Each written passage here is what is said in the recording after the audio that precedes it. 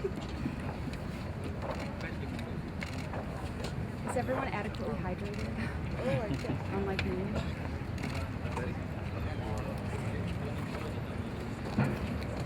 Welcome, everybody. Over 1 million Americans have spoken. We need student loan forgiveness, and we need it now. Representative Clark, members of Congress, distinguished guests, and members of the 99%, welcome and thank you for being here today. My name is Robert Applebaum, and I'm the founder of ForgiveStudentLoanDebt.com and the petition creator on slRallyPart1. 3.5 years ago, an accidental movement was started when I proposed an alternative means of economic stimulus, student loan forgiveness. Since that time, never in my wildest dreams did I ever think that merely writing an essay would hit such a nerve that it would lead me here today.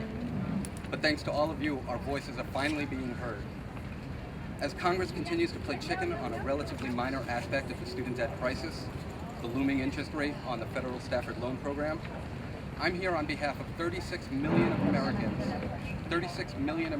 drowning in student loan debt to say that much more needs to be done. In authoring and introducing H.R. 4170, the Student Loan Forgiveness Act of 2012, Representative Hanson Clark has proven himself to be a visionary and a true voice of the people. Today, I'm here to present to you the petition I started in favor of H.R. 4170, which as of today has over 1 million Americans who have already signed on. Thank you, Congressman, for heeding the voices of those who are crushed by the weight of their educational debts. Far too many people are struggling each day merely because they sought to better themselves and to better contribute to society because they sought an education. Your courageous actions on the issue of student loan debt gives hopes to millions of Americans that the American dream is still within reach.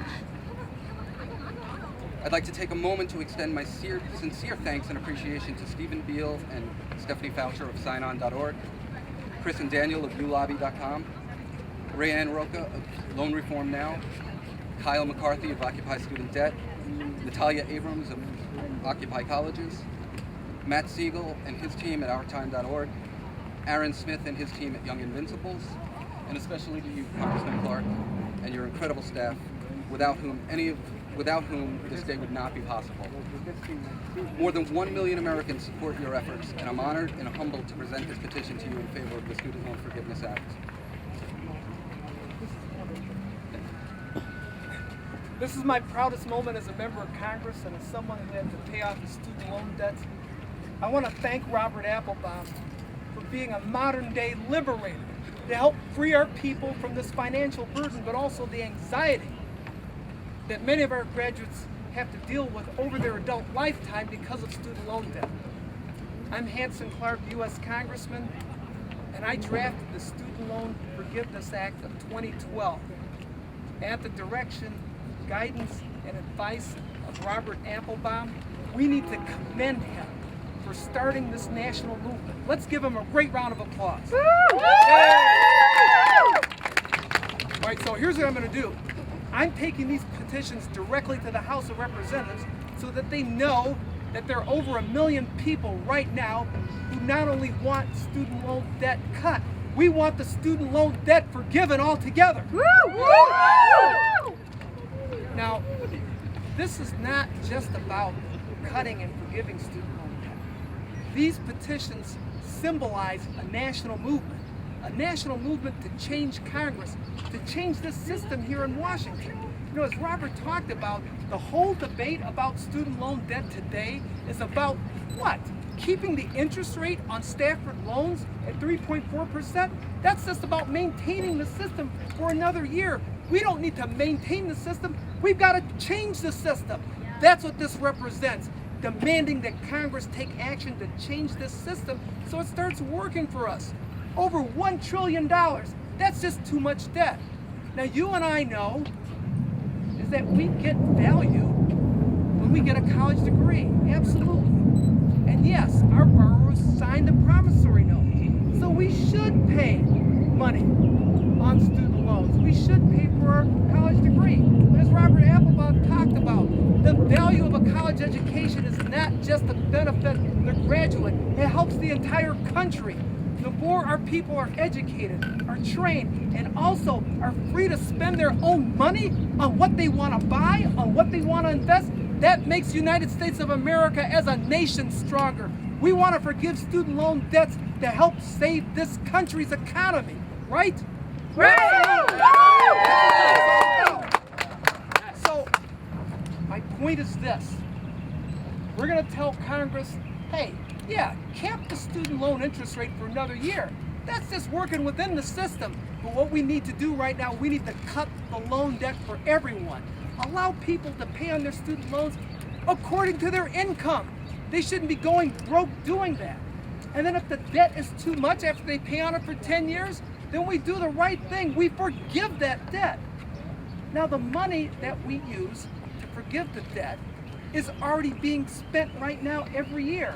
It's being spent in our overseas military operations in Iraq and Afghanistan.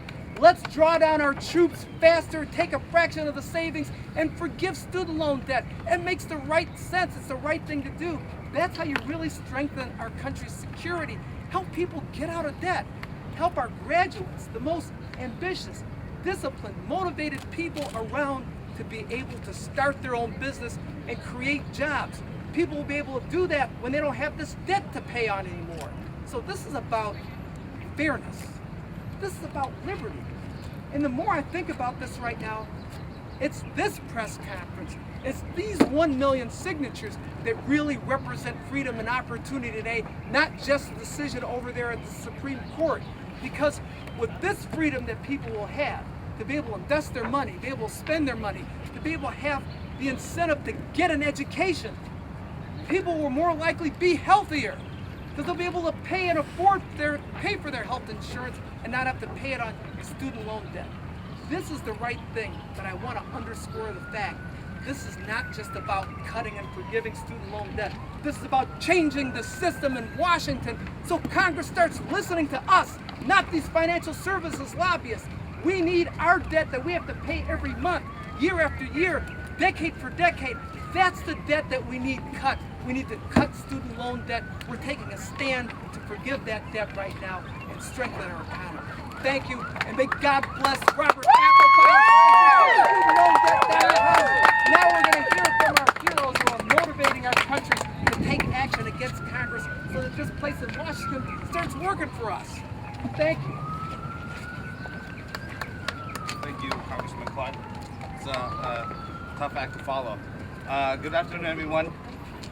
Good afternoon, Congressman Clark. Thank you so much for being here. It is an honor for me to be here alongside Congressman Clark, who has been a champion for students for many years. My name is Tacho Casa. I'm a recent graduate from the University of Oregon, class of 2010, with a degree in political science, along with $30,000 worth of student debt.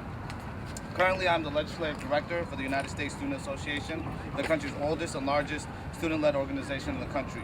Since 1947, USSA has fought to make education a right for all students.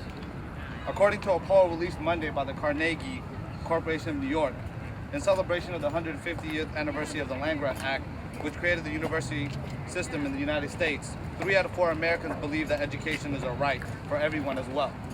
Nearly half of Americans said that this is a belief that they hold strongly. Poll after poll show that an overwhelming majority of Americans favor education as a top priority agenda. So why are we here today then? Why do we believe that? Why do we have an education crisis in the United States?